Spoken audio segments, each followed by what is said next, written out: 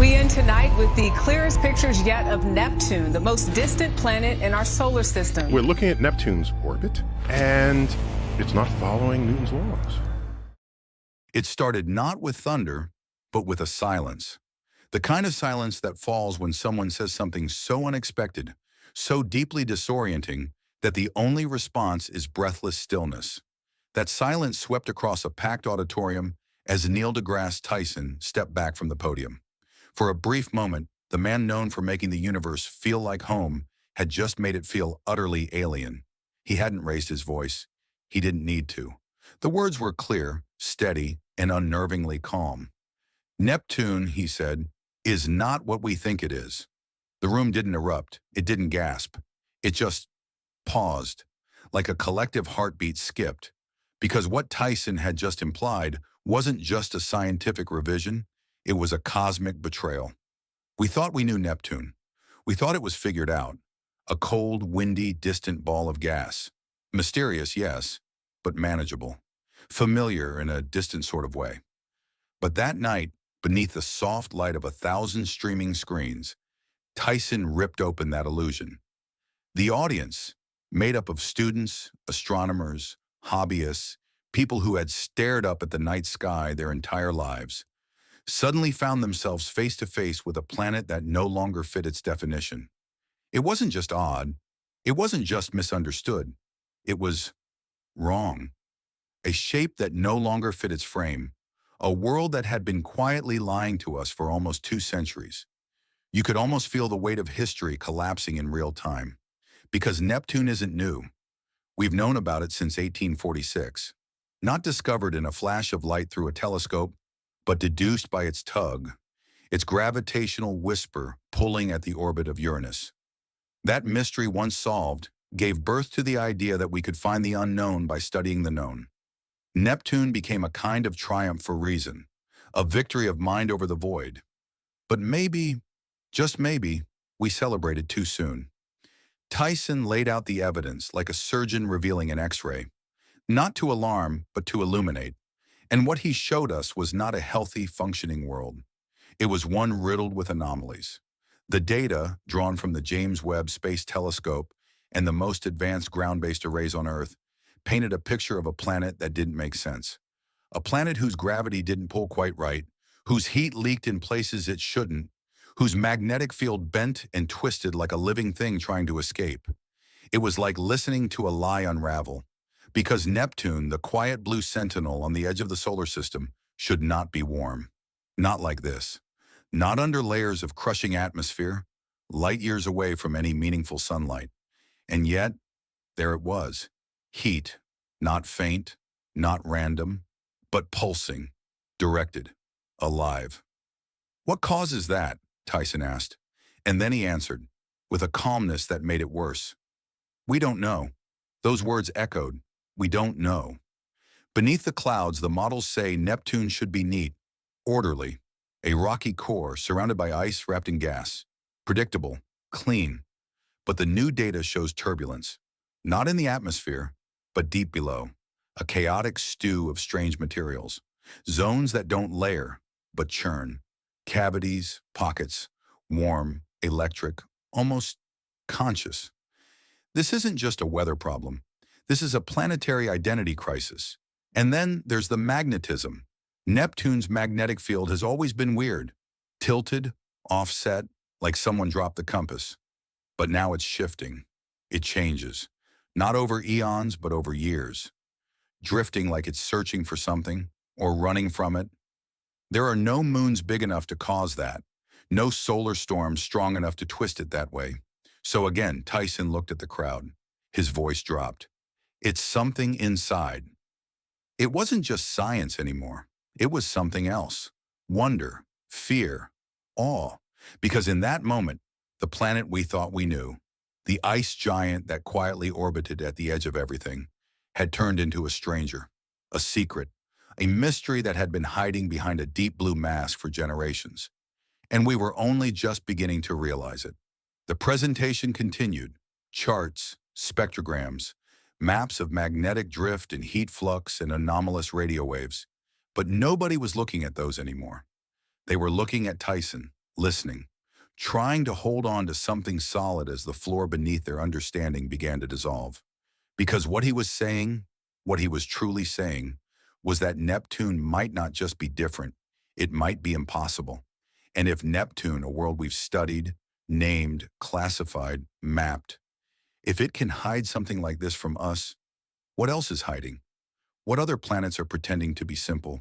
What else out there is waiting to teach us that we've been wrong all along? The room stayed quiet long after the talk ended. No one moved, no one clapped. Because sometimes when you realize the universe just changed, applause feels too small. Something shifted that night, not just in the scientific community, but in the hearts of the people watching. Because once Tyson opened that door, there was no shutting it again. You don't just unhear that a planet might be hollow. You don't forget that it could be resonating with internal energies we don't yet understand. You don't sleep the same after realizing one of our own planets might be breaking the rules of physics right under our noses. Tyson spoke slowly when he said it, almost reluctantly, as if the idea itself was too heavy to carry. But there it was, the notion that Neptune might contain vast inner chambers, regions not packed with rock or ice, but something else. Pockets where energy bounces, builds, reshapes. Not dead space, not emptiness, but alive, dynamic, strange. And that's where the fear crept in, because planets aren't supposed to be like that. They're meant to be solid, layered, understandable. If Neptune has chambers, if its magnetic field is shifting in self-organized patterns, if it's leaking heat without a source, if it's vibrating with unnatural radio frequencies, then the questions multiply, and one of them becomes impossible to ignore. Is it trying to tell us something? It sounds absurd at first. A planet, communicating? But Tyson wasn't talking about intelligence.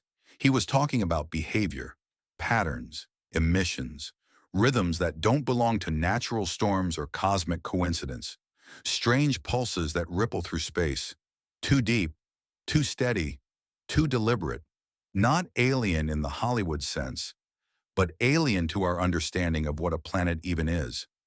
And the radio signals, that's what truly silenced the room.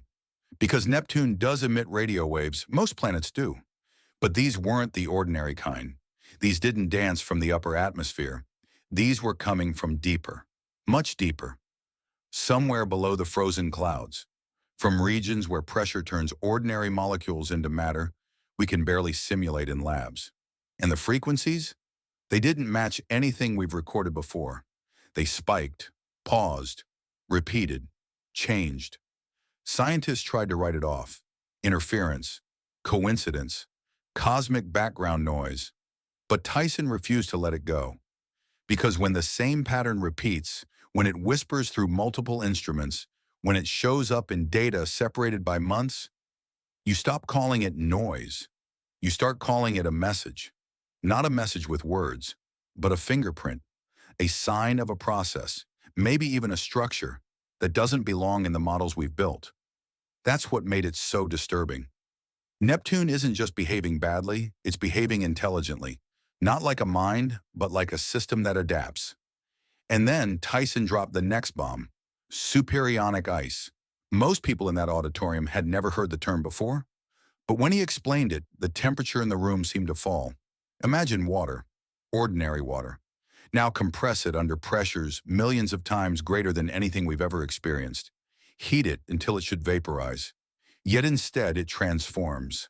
It doesn't boil, it doesn't melt. It becomes something else, a phase of matter where hydrogen atoms break free from their bonds, where the ice doesn't just sit still, it flows like a liquid while maintaining a crystalline structure. It becomes a slushy, electrified medium, a soup of order and chaos. That's superionic ice. And Neptune might be filled with it.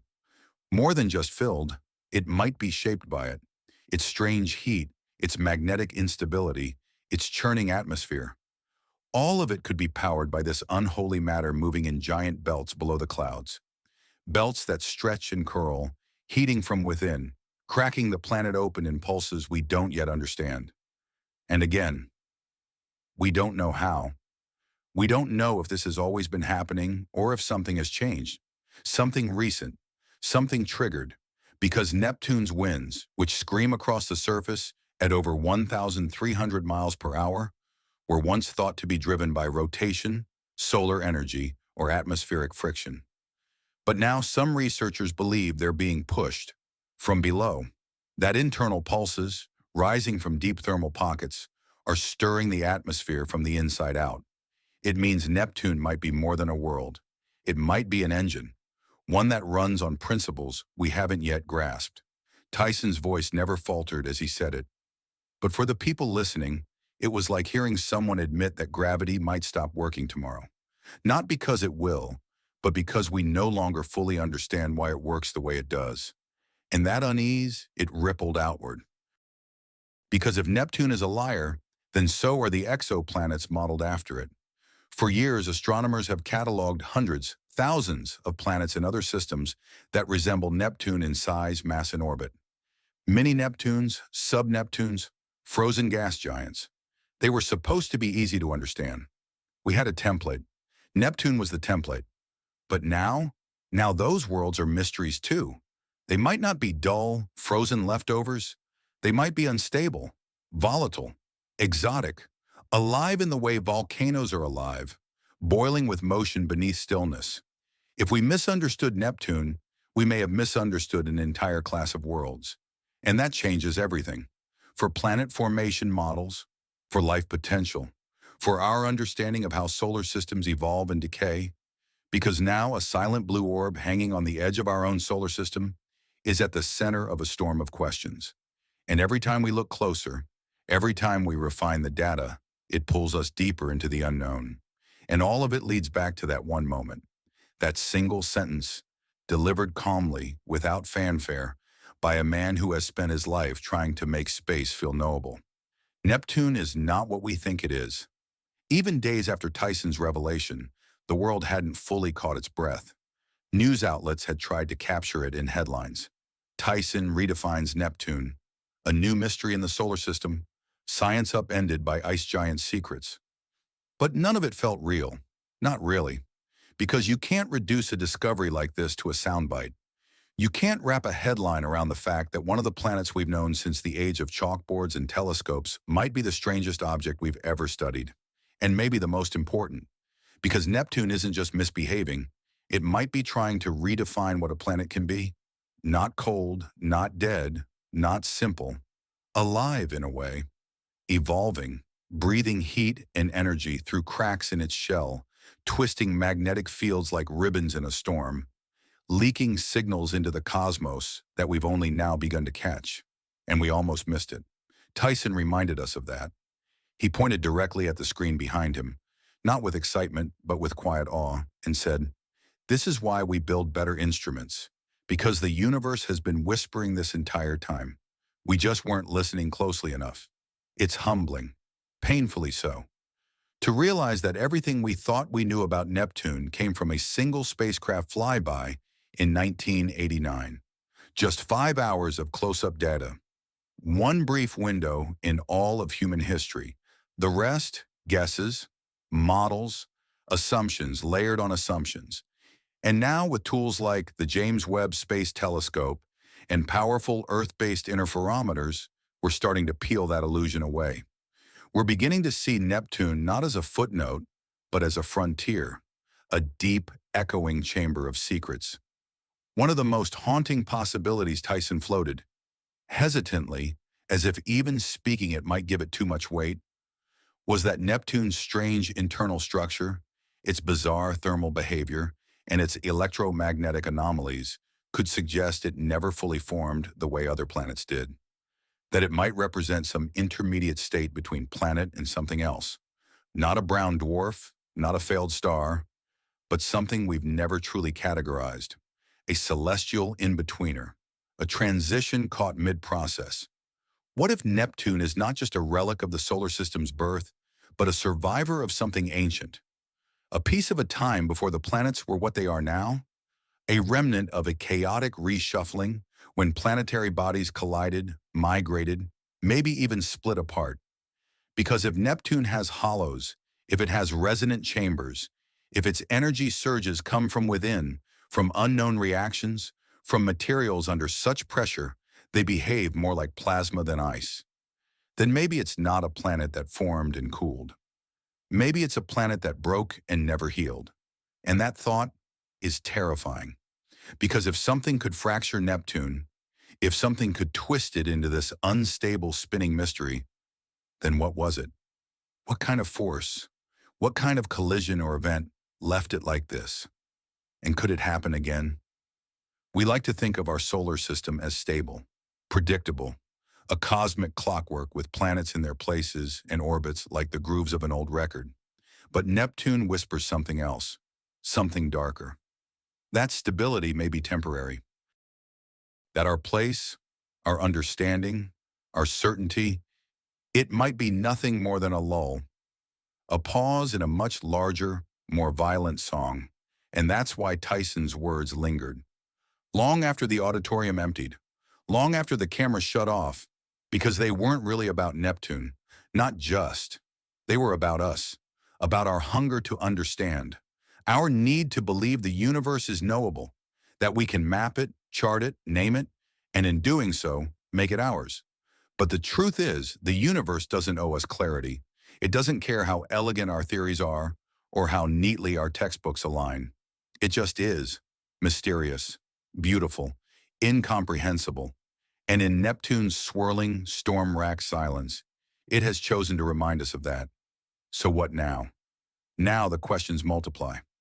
Are there other planets, here or light years away, that share Neptune's hidden architecture? Could they be even stranger?